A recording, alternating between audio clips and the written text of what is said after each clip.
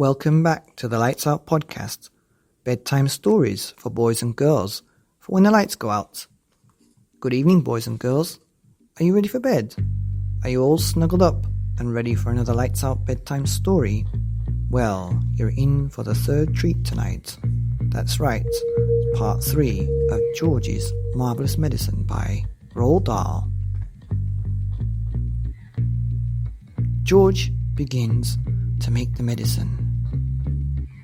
George took an enormous saucepan out of the cupboard and placed it on the kitchen table. George, Came the shrill voice from the next room. what are you doing? Nothing, Grandma, he called out. You needn't think I can't hear you just because you closed the door.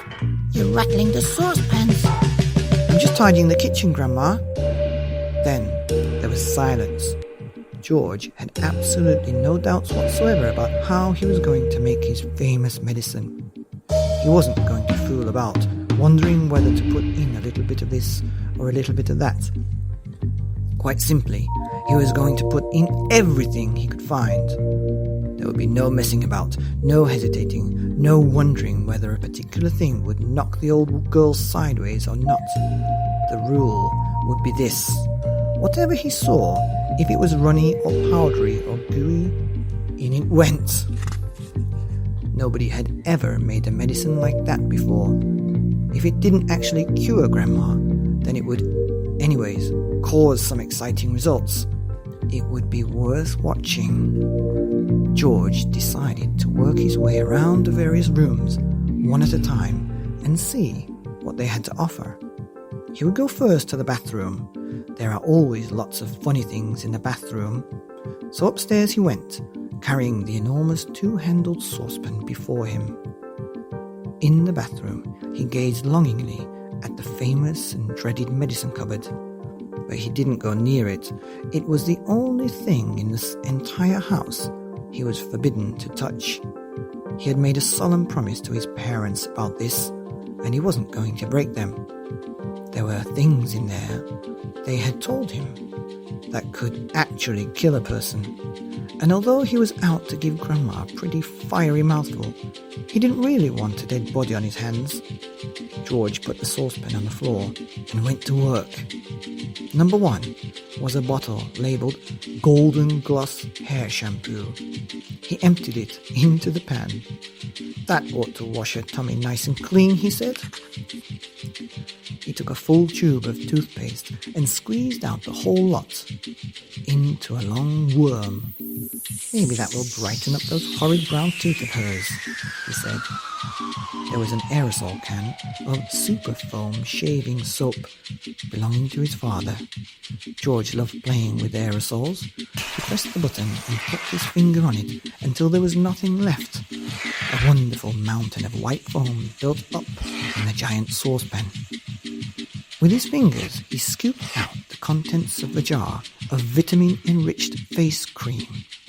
In went a small bottle of scarlet nail varnish. If the toothpaste doesn't clean your teeth, George said, then this will paint them as red as roses. He found another jar of creamy stuff labelled hair remover. Smear it on your legs, it said, and allow the remains for 5 minutes. George tipped it all into the saucepan. There was a bottle with yellow stuff inside called Dishworth's famous dandruff cure. In it went. There was something called Brilliant for cleaning false teeth. It was a white powder. In that went too. He found another aerosol can. Nevermore Ponking deodorant spray. Guaranteed. It said, to keep away unpleasant body smells for a whole day. She could use plenty of that, George said as he sprayed the entire canful into the saucepan. Liquid paraffin. The next one was called. It was a big bottle. He hadn't the faintest idea what it did to you, but he poured it in anyway. That, he thought, looking around him, was about all from the bathroom. On his mother's dressing table in the bedroom, George found yet another lovely aerosol can. It was called Helga's Hair Set. Hold 12 inches away from the hair and spray lightly. He squirted the whole lot into the saucepan. He did enjoy squirting these aerosols. There was a bottle of perfume called Flowers of Turnips. It smelled of old cheese. In it went, and in, too, went a large round box of powder. It was called Pink Plasters. There was a powder puff on top, and he threw that in as well, for luck. He found a couple of lipsticks. He pulled the greasy red things out of their little cases and added them to the mixture. The bedroom had nothing more to offer, so George carried the enormous saucepan downstairs again and trotted into the laundry room, where the shelves were full of all kinds of household items. The first one he took down was a large box of super white for automatic washing machines. Dirt, it said, will disappear like magic. George didn't know whether Grandma was automatic or not, but she was certainly a dirty old woman. So she'd better have it all, he said, tipping in the whole boxful. Then there was a big tin of Waxwell floor polish. It removes filth and foul messes from your floor and leaves everything shiny bright, it said. George scooped the orange-coloured waxy stuff out of the tin and plunked it into the pan. There was a round cardboard box labelled Flea Powder for Dogs. Keep well away from the dog's food, it said, because this powder, if eaten, will make the dog explode.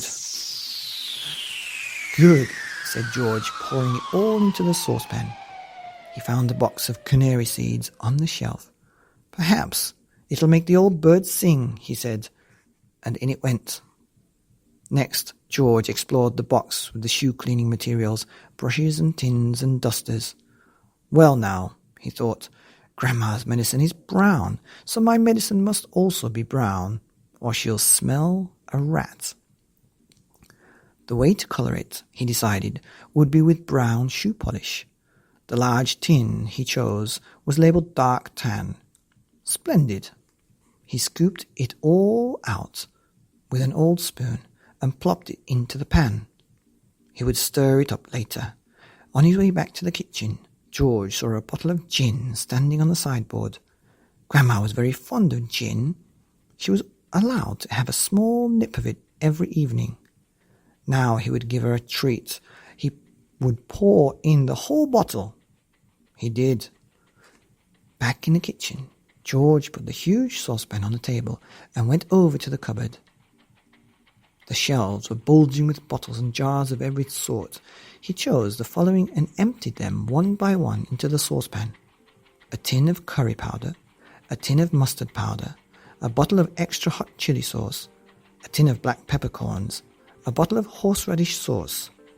There, he said aloud, that should do it. George, came the screechy voice from the next room. Who are you talking to in there? What are you up to? Nothing, Grandma.